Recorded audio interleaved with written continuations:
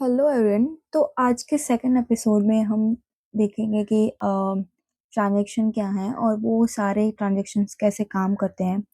So for example जब आप किसी को क्रिप्टो भेजते हो या फिर स्मार्ट कॉन्ट्रैक्ट में कोई ट्रांजैक्शन करते हो, तो बिहाइंड द सीन क्या होता है वो सारा हम आज देखेंगे कि इथेरियम में ट्रांजैक्शन की क्या प्रॉब्लम है और माइडन उसे कैसे सॉल्व करता है। सोचिए एक सिंपल सिनेरियो, एलिस के पास 10 ईथ हैं, वो बॉब को एक ईथ भेजना चाहती हैं।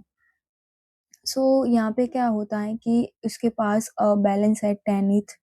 एक्शन है कि उसको एक ईथ सेंड करना है बॉब के एड्रेस पे, तो it needs gas fees, right. तो प्रॉब्लम क्या होता है कि ये ट्रांजैक्शन जो होता है वो ट्रांजैक्शन डायरेक्टली बॉब के पास नहीं जाता, वो जाता है पहले मैम पूल में। सो ये एक वेटिंग एरिया है जहाँ सारे पेंडिंग ट्रांजैक्शंस रहते हैं एंड देन वैलिडेटर्स आते हैं, और जो वैलिडेटर्स होते हैं ये ट्रांजैक्शन को मैम पूल से उठाते हैं। देन वो वेरीफाई करते हैं कि एलिस हैज इनफ फेथ और नॉट, एंड देन एग्जीक्यूट करते हैं।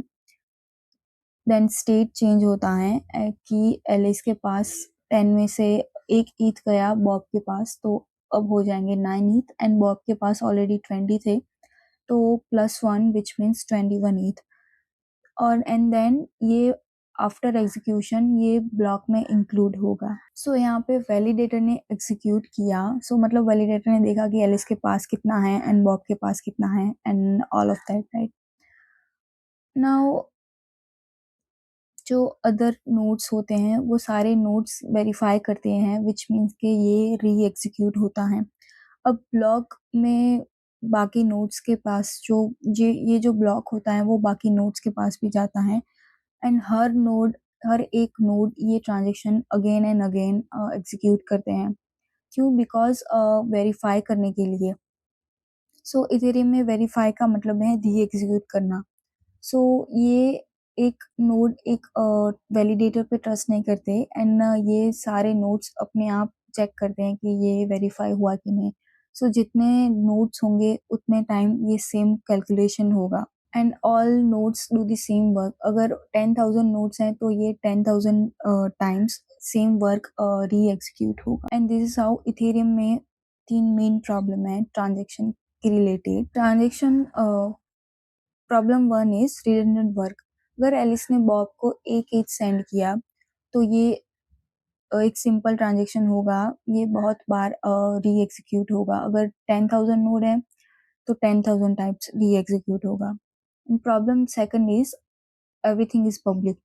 अगर ये 10 अगर हमने ट्रांजेक्शन कंप्लीट हो गया तो ये ट्रांजेक्शन में एलिस का एड्रेस, बॉब का एड्रेस, अमाउंट, कैश फीस कितनी हुई, स्टेटस, सक्सेस और failed and all of that will be shown in ईथरस्कैन।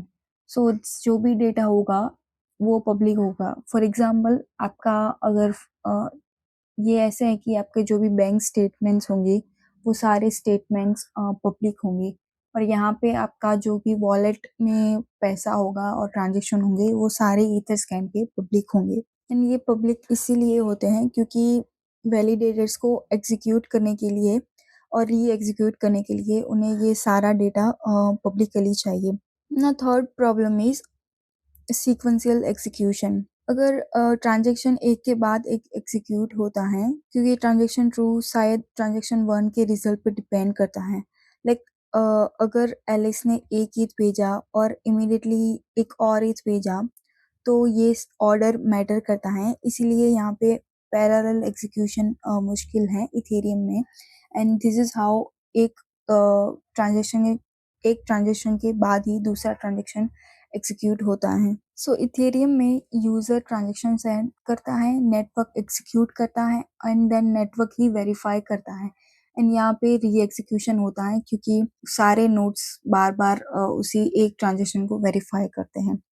And the big shift happens in maiden के माइडन में क्लाइंट साइड प्रूविंग होती है, जैसे कि हमने लास्ट एपिसोड में देखा कि यूजर एग्जीक्यूट करता है transactions locally, then user prove करता है, विच मीन्स के कोड से जीके प्रूफ्स जनरेट होते हैं, और जो जनरेटेड जीके प्रूफ्स हैं वो हम नेटवर्क में सेंड करते हैं वेरीफाई करने के लिए, इसीलिए यहाँ पे री-एग्जीक्यूशन की ज़रूरत नहीं है।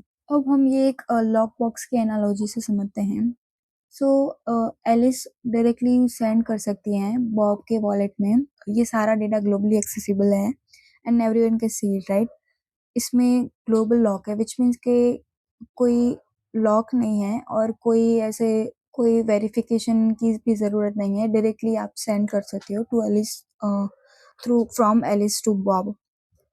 नाउ माइडन में क्या है कि अगर एलिस ने 5 डॉलर सेंड किए हैं अपनी वॉलेट से, तो ये वॉलेट एक लॉक बॉक्स में रख देती है।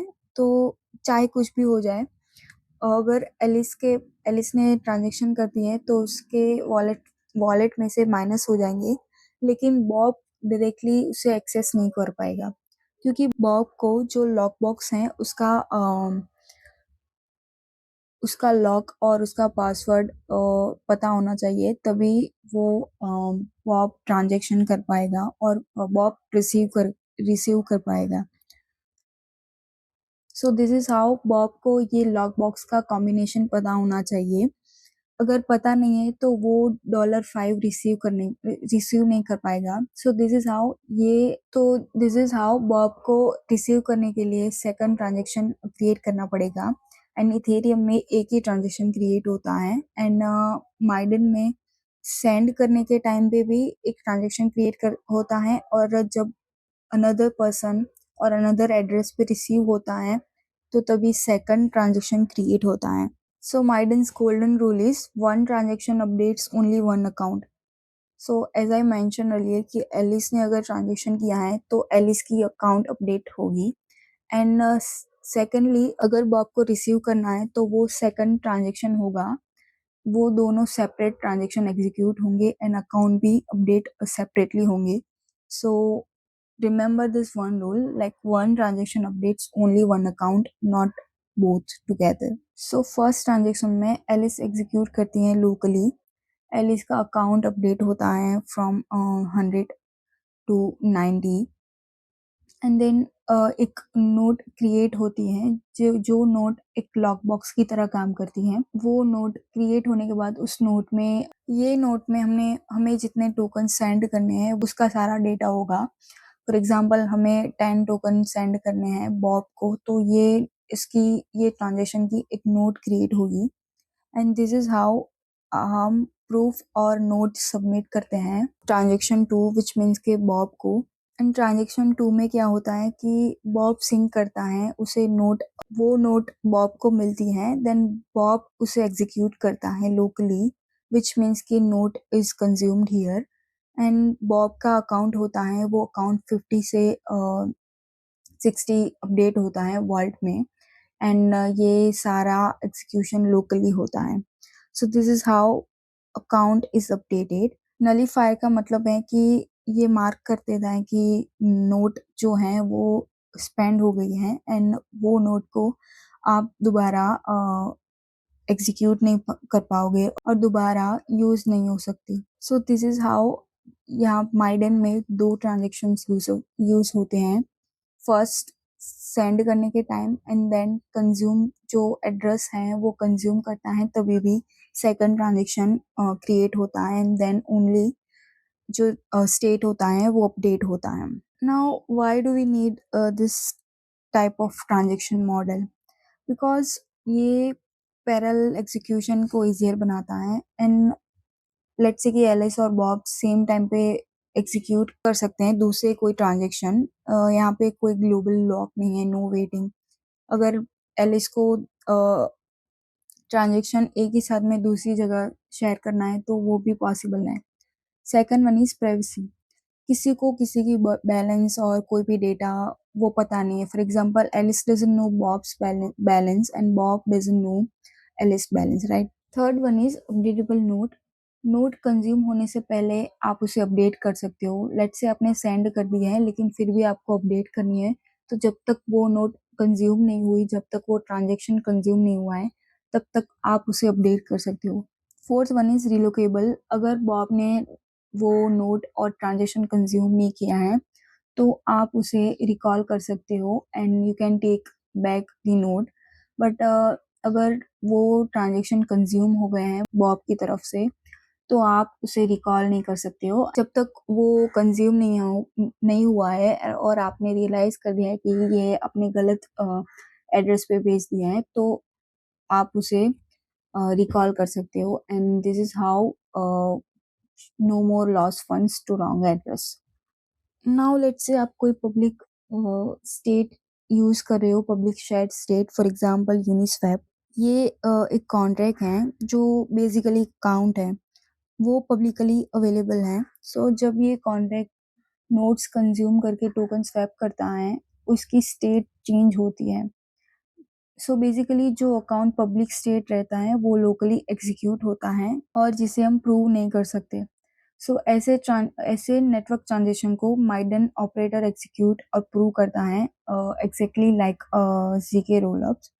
सो फेज़ 1 में इनिशिएशन में ये लोकली ट्रांज़ैक्शन होते हैं एंड ट्रांज़ैक्शन 1 एंड 2 जो हैं वो लोकली एग्ज़ीक्यूट होते हैं अकाउंट 1 एंड अकाउंट 2 से एंड यहाँ पे नोट्स क्रिएट होती हैं। देन सेकंड फेज़ में यूनिस्वैप आता है, जहाँ पे ट्रांज़ैक्शन थर्ड वे ये नोट्स जो होती हैं वो दोनों नोट्स यूनिस्वैप कंज़्यूम करता है। सो अगर हमने स्वैप का ट्रांज़ैक्शन किया होगा तो ये स्वैप करके नोट 3 और नोट 4 क्रिएट करता है एंड देन ये माइडन ऑपरेटर एग्ज़ीक्यूट करता है क्योंकि पब्लिक स्टेट है इसीलिए जो नोट 3 एंड 4 होंगे तो ये ट्रांज़ैक्शन माइडन एग्ज़ीक्यूट करता है and this is how transaction 4 और ट्रांज़ैक्शन 5 में लोकली फिर से एग्ज़ीक्यूट होते हैं। सो यहाँ जो भी सारे ट्रांज़ैक्शन होंगे, वो सारे ट्रांज़ैक्शन में सिर्फ़ ट्रांज़ैक्शन 3 ही पब्लिकली एग्ज़ीक्यूट होगा, बाकी सारे 4 ट्रांज़ैक्शन स्वैप के एंड ऑल ऑफ दैट वो लोकली एग्ज़ीक्यूट होंगे। So local transaction which means कि वो एग्ज़ीक्यूट हुए हैं यूज़र्स की तरफ से एंड प्रूव भी यूज़र ही करता है यहाँ पे, which is used for private accounts, personal transfer आप आपका स्मार्ट कॉन्ट्रैक्ट को भी प्राइवेट कर सकते हो एंड उसके बेनिफिट्स ये हैं कि privacy, cheap and parallel execution. In network transaction which means के जो जब भी हमें पब्लिक स्टेट यूज़ करना हो और अगर हमारी ऐसी रिक्वायरमेंट है कि हमें हमारा ट्रांजेक्शन पब्लिक रखना है, तो आप ये नेटवर्क ट्रांजेक्शन यूज़ कर सकते हो which is executed by operator and also proven by the operator. For example, you can use this network transaction for public accounts, decentralized exchange और कोई भी shared state हो, उसके लिए आप नेटवर्क ट्रांजेक्शन यूज़ कर सकते हो। तो आज हमने देखा कि इथेरियम में कैसे नेटवर्क एग्जीक्यूट करता है, कैसे सारा डेटा पब्लिक है और डी एग्जीक्यूशन से सारा डेटा जो होता है वो वेरीफाई होता है हर नोड में। बट माइडन में क्या सॉल्यूशन है कि ये यूज़र खुद एग्जीक्यूट करता है, प्रूफ सेंड करता है नेटवर्क में and then network only verifies it. यहाँ पे 2 ट्रांज़ैक्शन मॉडल यूज़ होता है। अगर एलिस ने ट्रांज़ैक्शन क्रिएट किया है तो वो एक नोड क्रिएट होती है एंड देन जब भी सेकंड ट्रांज़ैक्शन क्रिएट होता है, जब बॉब ये नोड को कंज़्यूम करता है। सो दोनों ट्रांज़ैक्शन इंडिपेंडेंट हैं, कोई सीक्वेंस ट्रांज़ैक्शन नहीं होता है। एंड पब्लिक स्टेट लाइक अगर हमें कोई डिसेंट्रलाइज्ड एक्सचेंज जैसे कॉन्ट्रैक्ट यूज़ करने हैं तो नो वो डेटा उसको ऑपरेटर एग्जीक्यूट करता है एंड अदर देन दिस जो भी सारे एग्जीक्यूशंस होंगे वो लोकली क्रिएट होंगे एंड सिर्फ एक ट्रांजैक्शन जो पब्लिकली होगा पब्लिक स्टेट में करेंगे वो ही ऑपरेटर एग्जीक्यूट करेगा। सो नेक्स्ट एपिसोड में हम अकाउंट्स देखेंगे कि अकाउंट का स्ट्रक्चर क्या है, कैसे अकाउंट्स यूज होते हैं इथेरियम में और माइडन में। So see you in the next one.